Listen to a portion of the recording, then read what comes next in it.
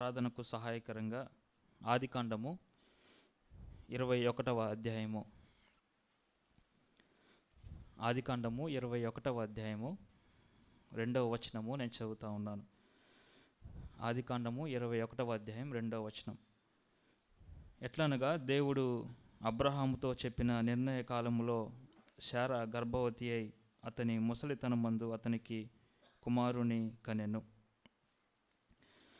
మనం చదివినటువంటి ఈ వాక్య భాగంలో దేవుడు ఏమై ఉన్నాడో అది మనము జ్ఞాపకం చేసుకుంటూ, ఏమై ఉన్నాడో ఆ దేవుణ్ణి ఉదయవేళలో ఆరాధించడానికి వచ్చిన మనము ఆయన యొక్క లక్షణాలు లేకపోతే ఆయన యొక్క ప్రత్యక్షత ఏమై ఉందో మనం జ్ఞాపకం చేసుకుంటూ మనం ఆయన్ను ఆరాధిద్దాం. మనం చదివినటువంటి ఈ వాక్య భాగంలో ఎట్లనగా దేవుడు అబ్రహాంతో చెప్పిన నిర్ణయ కాలములో అనే దగ్గర దేవుని యొక్క ప్రత్యక్షత లేకపోతే మనం ఆరాధించడానికి వచ్చిన దేవుడు ఏమై ఉన్నాడంటే గనక ఆయన ప్రణాళిక కలిగిన దేవుడు. ఆయన ఏ పని చేయాల్సి వచ్చినా ఆయన ఒక నిర్ణయ కాలంలో ఆయన పని చేసేవాడు. సమయం ముందు పుట్టిందా లేకపోతే దేవుడు ముందున్నాడా అని మనం ఆలోచన చేస్తే దేవుడే ముందు ఉన్నవాడు. ఆయనలో నుండి సమయం పుట్టింది కానీ ఆయన సమయంలో పుట్టినవాడు కాదు. ఆదికాండము 1వ అధ్యాయం 1వ వచనాలు మనం జ్ఞాపకం చేసుకుంటే దేవుడు వెలుగు కలుగునుగాక అని చెప్పినప్పుడు ఆయన వెలుగును చీకటిని వేరు చేసి పగలు రాత్రి అని పేరు పెట్టి అస్తమయమును ఉదయమును కలుగగా మొదటి దినమాయను అని చెప్పి సమయమును ఆయనే ఆరంభించినవాడు. ఆయన సమయానికి అధిపతి. అయితే ఆయన సమయమును ఆయన వద్ద నుంచి పుట్టింది కానీ ఆయన సమయానికి చాలా బాగా విలువనిస్తాడు. ప్రసంగి గ్రంథం 3వ అధ్యాయం 11వ వచనంలో మనం జ్ఞాపకం చేసుకుంటే సమస్తమును చక్కగా జరుగునట్లు ఆయన సమస్తాన్ని నియమించినట్లుగా అక్కడ మనం ఆ మాట మనం చూస్తూ ఉంటాం. ఆయన సమయానికి అధిపతి. సమయం క్రింద ఆయన ఏలబడి చేసేవాడు కాదు. మనమైతే సమయం చేత రూల్ చేయబడతా ఉంటాం. అందుకే మాటి మాటికి మనము సమయాన్ని చూసుకుంటూ ఉంటాం. ఒక నెల గడిచిపోగానే మనం క్యాలెండర్ని ఒక పేజీ తిప్పుతాం. ఒక సంవత్సరం గడిచిపోతే పాత క్యాలెండర్ పడేసి కొత్త క్యాలెండర్ తెచ్చుకుంటాం. కారణం ఏంటంటే మనము కాలము చేత ఏలుబడి చేయబడుతున్నటువంటి మనుషులం. కానీ దేవుడు అట్లా కాదు. ఆయన కాలాన్ని ఏలేవాడే కానీ కాలము చేత ఏలుబడి చేసే దేవుడు కాదు. మనం ఆరాధించడానికి వచ్చిన దేవుడు ఆయన ఎవరు అంటే గనక ఆయన ఒక ప్రణాళిక కలిగిన దేవుడు. ఆయన కాలమును ఎరిగి పనిచేసేటటువంటి దేవుడు.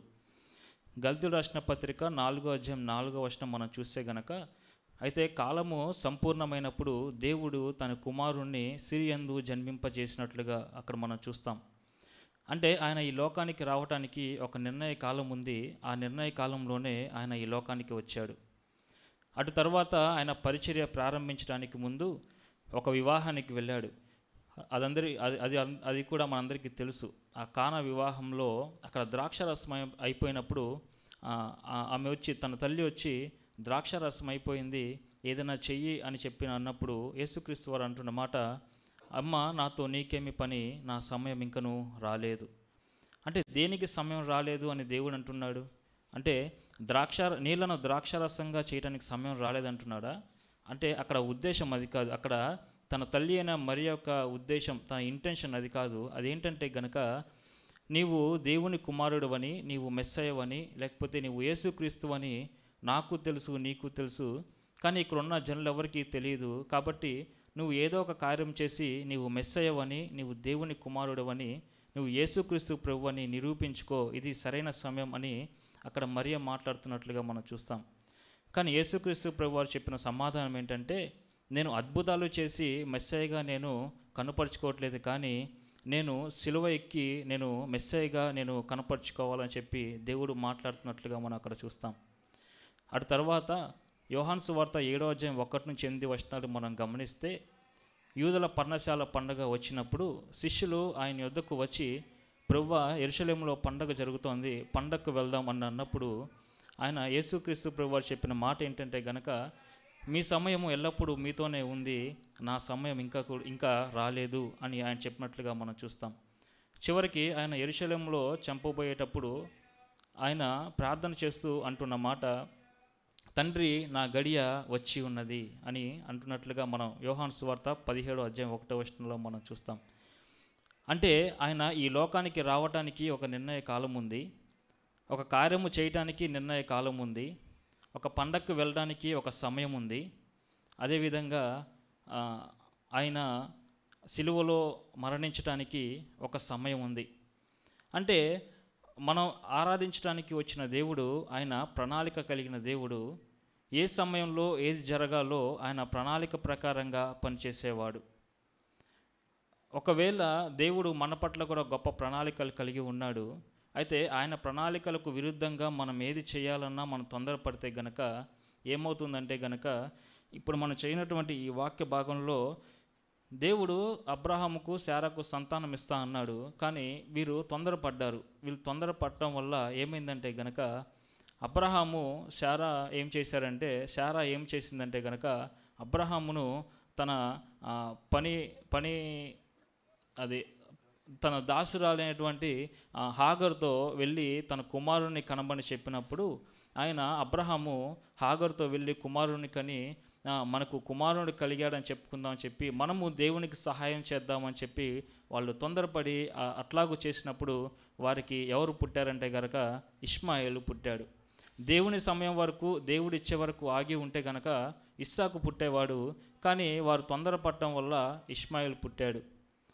ఒకవేళ దేవుడి సమయం వరకు ఆగి ఉంటే గనక దావీదే రాజుగా వచ్చేవాడు, కానీ వీళ్ళు మాకు రాజు లేడు, అన్యజనులందరికీ కూడా రాజు ఉన్నాడు, మాకు రాజు లేడు, ఇస్తావా లేదా అన్నట్లుగా మాట్లాడినప్పుడు వాళ్ళు తొందరపడినప్పుడు బెన్యామీడైన సౌలు రాజుగా రావాల్సి వచ్చింది. మన జీవితంలో కూడా దేవుని యొక్క ప్రణాళికలు మనం విడిచిపెట్టేసి మన సొంత ప్రణాళికలు బట్టి మనం తొందరపడితే గనక దేవుడు సమయంలో దేవుడిచ్చే ఏవైనా సరే అవి బెస్ట్ ఉంటాయి, కానీ మన తొందరపాటు నిర్ణయాల వల్ల మనం చేసే ప్రతిదీ కూడా మనకేమొస్తుందంటే వరస్టే వస్తుంది. అక్కడ దేవుడు సమయానికి మనం అప్పగించుకుంటే మన జీవితంలో కూడా దావీదు లాంటి వాళ్ళు వస్తారు, ఇస్సాకు లాంటి వాళ్ళు వస్తారు. ఒకవేళ మనం తొందరపడితే గనక సౌలు లాంటి వాళ్ళను మనం కలిగి ఉంటాం. అయితే ఇక్కడ మనం గ్రహించవలసిన మాట ఏంటంటే గనక, దేవా నీవు ప్రణాళిక కలిగిన దేవుడవు, నీవు ఏ సమయంలో ఏది జరగాలో అది నిర్ణయ కాలంలో సమస్తము కూడా జరిగించే దేవుడవు.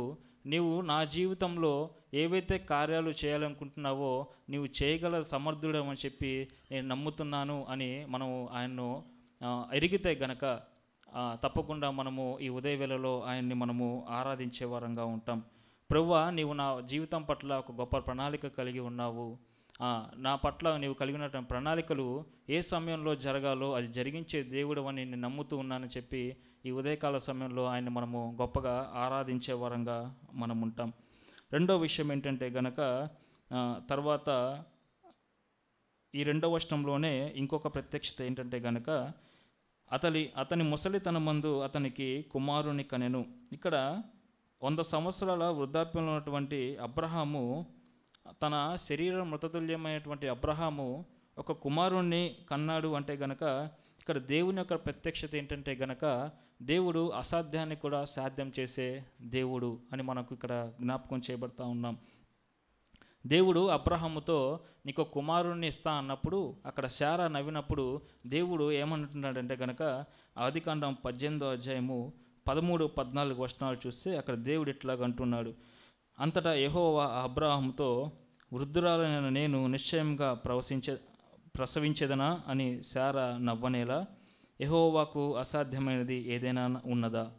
దేవునికి అసాధ్యమైనది ఏదీ లేదు. మానవ జీవితంలో మనకు చాలా రకాలైనటువంటి అసాధ్యాలు మనకు కనిపిస్తాయి, కానీ దేవునికి అసాధ్యమైనది ఏదీ లేదు. దేవునికి సమస్తము కూడా సాధ్యమే. మరొక వృత్తాంతం నేను జ్ఞాపకం చేయాలనుకుంటూ ఉన్నాను. దేవుని ప్రజలు అరణ్యంలో దాదాపుగా ఒక 6 లక్షల కాలుబలం కలిగినటువంటి దేవుని ప్రజలు అరణ్యంలో ప్రయాణిస్తూ ఉన్నప్పుడు వారు మోషే దగ్గరకు వచ్చి మాకు మాంసం కావాలని చెప్పి మోషేని అడిగారు. మోషే దేవుని దగ్గరికి వెళ్ళి, ప్రభువా, వీళ్ళు మాంసం కావాలని కోరుకుంటూ ఉన్నారు, నీవిచ్చిన మన్నా విషయమై వీళ్ళు సనుక్కుంటూ ఉన్నారు, వీళ్ళు మాంసం కావాలని అడుగుతూ ఉన్నప్పుడు దేవుడు ఇచ్చిన సమాధానం ఏంటంటే, నేను వారికి మాంసాన్ని ఇస్తాను మోషే, 1 రోజు కాదు, 2 రోజులు కాదు, 5 రోజులు కాదు, 10 రోజులు కాదు, 20 రోజులు కాదు, ఒక నెలంతా కూడా నేను వారికి మాంసాన్ని ఇస్తాను. ఎంత ఇస్తానంటే కనుక వారి మాంసము ముక్కులకు తగిలేలాగా నేను వారికి మాంసాన్ని ఇస్తా అన్నప్పుడు మోషే ఒక్కసారిగా తన గుండె గుబేలైనట్లుగా పని అయింది. ఎందుకంటే 6 లక్షల మందికి దేవుడు నెలంతా మాంసాన్ని ఇస్తా అంటున్నాడు, ఇప్పుడు నేనేం చెయ్యాలని చెప్పి మోషే ఆలోచనలో పడ్డాడు. ఉదాహరణకి మన ఇంటికి ఎవరైనా గెస్ట్లు వస్తే కనుక ఫస్ట్ రోజు మనం ఏం చేస్తామంటే మొదటి రోజు మనం చికెన్తో భోజనం పెడతాం, అది ఎవరైనా చేస్తాం. ఒకవేళ రెండో రోజు కూడా వాళ్ళు ఉంటే కనుక పప్పుతో భోజనం పెడతాం. మూడో రోజు కూడా వాళ్ళు ఉన్నారంటే ఎప్పుడు వెళ్తారు అని మనం అడుగుతాం. అంటే వాస్తవమే, ఎవరికైనా కష్టమే కదా, ప్రతిరోజు కూడా మనం అలాగూ చేయలేం. కానీ ఇక్కడ మోషే అంటున్నాడు, ప్రభువా 6 లక్షల మంది కాలుబలం ఉన్నారు, నువ్వు 4 రోజుల పాటు వారికి మాంసాన్ని ఇస్తా అంటున్నావు, ఇప్పుడు నేనేం చేయాలి ప్రభువా? వీళ్ళందరి కొరకు నేను పశువులను సిద్ధపరచాలా, లేకపోతే మేకల్ని సిద్ధపరచాలా, గొర్రెలను సిద్ధపరచాలా, లేకపోతే ఈ సముద్రం ఉన్నటువంటి చేపలు నేను సిద్ధపరచాలా అన్నప్పుడు దేవుడు చాలా నిమ్మలంగా సమాధానం ఇచ్చాడు. ఆ మాట చదివినప్పుడు ఒక్కసారిగా చాలా వెంట్రుకలు నిక్కబొడుచుకున్నట్లుగా ఆ మాట మనం చూడవచ్చు. ఆ మాట సంఖ్యాకాండము 11వ అధ్యాయము 23వ వచనంలో దేవుడిచ్చిన సమాధానం. సంఖ్యాకాండము 11వ అధ్యాయము 23వ వచనంలో, అందుకు యెహోవా మోషేతో ఇట్లా నేను, యెహోవా బాహుబలము తక్కువైనదా? నా మాట నీ ఎల్లా నెరవేరునో లేదో ఇప్పుడు చూచెదవు. నా యొక్క బాహుబలము ఏమైనా తక్కువైందా మోషే? ఇది నేను చేయలేనని అనుకుంటున్నావా అని మోషేను ప్రశ్నిస్తూ ఉన్నప్పుడు మనం చూస్తూ ఉన్నాం. దేవునికి అసాధ్యమైంది ఏది కూడా లేదు. కొన్ని సందర్భాలు, కొన్ని పరిస్థితులు మనకు ఎదురైనప్పుడు ఇది అసాధ్యమండి, ఇది మనం చేయలేమండి అని మనం అనుకుంటూ ఉంటాం. 12 సంవత్సరాల నుంచి రక్తస్రావంతో బాధపడుతున్నటువంటి స్త్రీ తను ఎప్పుడైనా బాగుపడుతుందని చెప్పి తన కుటుంబ సభ్యులు ఏమైనా అనుకున్నారా అంటే అనుకోలేదు. పోనీ తనేమైనా అనుకున్నదా అంటే కనుక అనుకోలేదు. ఎందుకంటే అప్పటికే తన దగ్గర ఉన్నటువంటి డబ్బంతా వ్యయం చేసుకొని డాక్టర్స్కి, వైద్యులకి ఇచ్చింది, కానీ తన వ్యాధి మాత్రము నయం కాలేదు.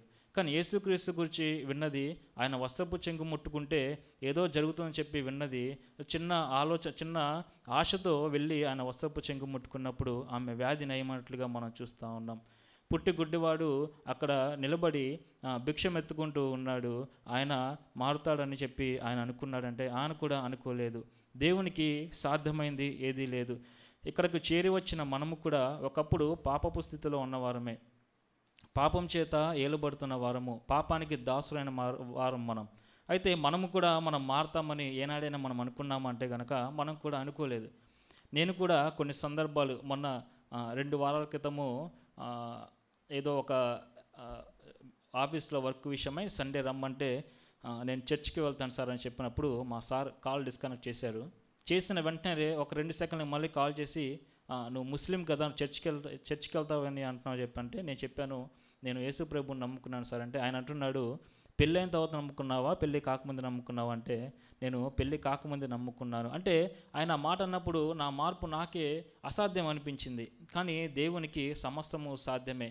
నా మార్పు నాకు ఒక్కొక్కసారి అసాధ్యం అనిపిస్తూ ఉంది, నా మార్పు నా పక్కన ఉన్న వాళ్ళకు కూడా అసాధ్యం అనిపించవచ్చు.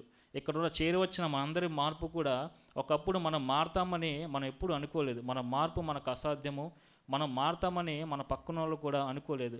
కానీ దేవుడు అసాధ్యాన్ని కూడా సాధ్యం చేసే దేవుడు కాబట్టి ఆయన మన ఎడల చేసినటువంటి ఆ గొప్ప కార్యాన్ని మనం జ్ఞాపకం చేసుకుంటూ దేవుణ్ణి మనం ఆరాధించాలి.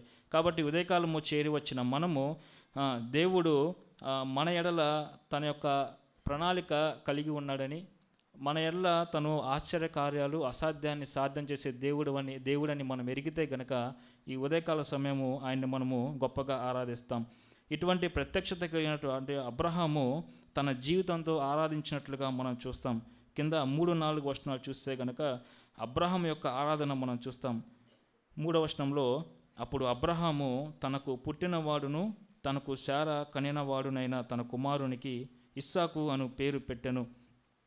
దేవుడు ఇస్సాకు అను పేరు పెట్టమని 17వ అధ్యాయంలోనే పేరు చెప్పాడు. అదే పేరు ఇక్కడ అబ్రహాము తన కుమారునికి పెట్టాడు. 4వ వచనంలో, మరియు దేవుడు అబ్రహాముకు ఆజ్ఞాపించిన ప్రకారము అతడు 8 దినముల వాడైన ఇస్సాకు అను తన కుమారునికి సున్నతి చేసెను.